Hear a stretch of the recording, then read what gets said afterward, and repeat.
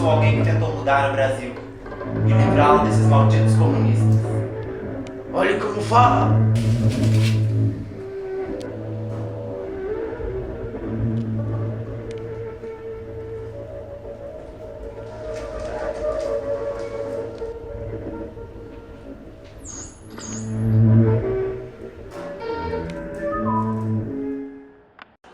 Adolf Hitler diminuiu o desemprego de 2 milhões para 936 pessoas. Reergueu a Alemanha, tornando-a emergente economicamente.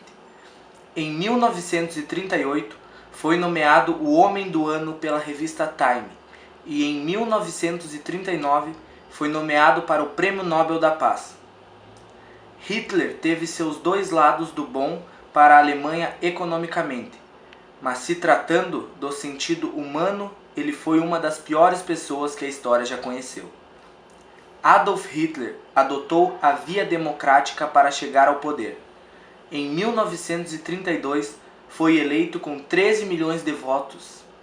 Já nas suas primeiras ações, investiu na militarização da Alemanha e restaurou o sistema de alistamento obrigatório. Sua ditadura foi marcada pelo nazismo e pelos atos anti-étnicos contra a população judaica em si. Em 29 de abril de 1945, eram mais de 20 mil campos de concentração durante o Terceiro Reich.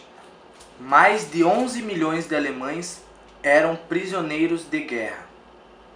Não restou nada da Alemanha. Os que sobreviveram passariam fome nos próximos 3 anos. E iniciaram a reconstrução da Alemanha, que só foi concluída em 1980.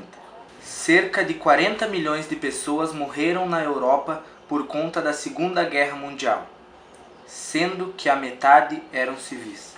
Getúlio Vargas chegou ao poder em 1930, através do golpe militar que derrubou o governo de Washington Luiz em 24 de outubro de 1930.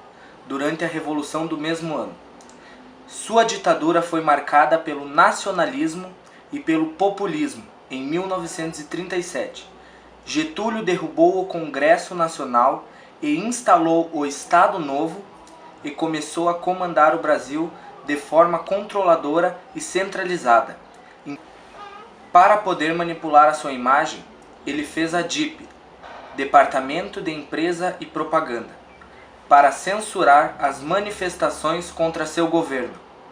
Perseguiu opositores políticos, os partidários do comunismo e a famosa história de Olga Benário, esposa de Luiz Carlos Prestes, um líder comunista que Getúlio entregou ao governo nazista.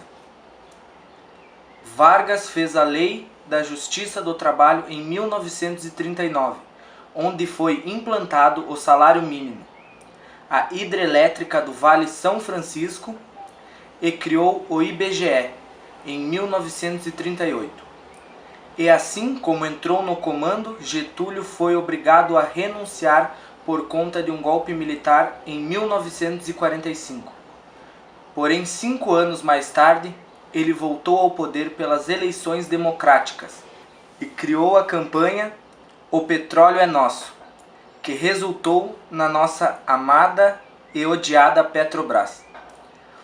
Getúlio Vargas suicidou-se em agosto de 1954, com um tiro no peito, deixando uma carta de testamento com uma frase: "Deixo a vida para entrar na história". Bom, ele realmente entrou para a história, não como todos gostariam, mas deixou o seu legado, como ditador e controlador, mas também como presidente que mais investiu na infraestrutura e nos trabalhadores brasileiros, coisa que os presidentes de hoje não fizeram. A morte de Lenin em 1924 provocou uma disputa ideológica. Leon Trotsky defendia a tese segundo a qual a Revolução Socialista deveria se estender aos outros países. Já Stalin defendia primeiro o fortalecimento do socialismo na União Soviética, para assim expandi-lo pelo restante da Europa. Como a União Soviética estava sofrendo um processo de burocratização, era de interesse das pessoas desta comanda burocrática o fortalecimento do Estado, então apoiaram a ideia de Stalin. Assim, Trotsky foi exilado para não se criar nenhum foco de oposição. A subida ao poder de Joseph Stalin, como secretário-geral do Partido Comunista da União Soviética, entre 1927 e 1929, marcou o início de uma transformação radical da sociedade soviética. Em alguns anos, a face da União Soviética mudou radicalmente pela coletivização de terras e pela rápida industrialização realizada pelos muito ambiciosos planos quinquenais. Campos de trabalho forçado da ex-União Soviética, criados após a Revolução Comunista de 1917 para abrigar criminosos e inimigos do Estado. Gulag era uma sigla, em russo, para Administração Central dos Campos, que se espalhavam por todo o país. A combinação de isolamento, frio intenso, trabalho pesado, alimentação mínima e condições sanitárias quase inexistentes elevavam as taxas de mortalidade entre os presos. A quantidade de campos foi reduzida a partir de 1953, logo após a morte de Stalin, ditador que expandiu o sistema de gulags nos anos 30. Porém, os campos de trabalho forçado para presos políticos duraram até os anos 90. Uma vez inimigos, sempre inimigos.